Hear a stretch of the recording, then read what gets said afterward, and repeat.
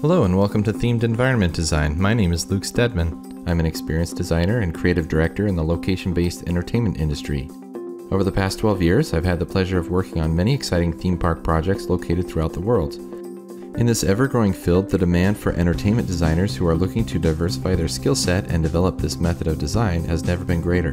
This introductory course is a rare look into the process of conceptual theme park design. Our goal will be to deepen our understanding of environment design by developing an increased sense of spatial storytelling with responsibility to real-world building constraints. I begin by explaining the steps of my design process I've refined over the years working for clients such as Disney and Universal. I will show the steps I take to design a kinetic round ride from initial sketching with design iteration to blocking the basic forms in 3D. Then I design the thematic land surrounding the attraction, coordinating guest circulation with neighboring show buildings.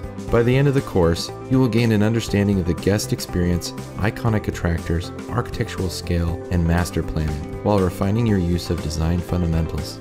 Class registration is open, so please reserve your place now at cgmasteracademy.com.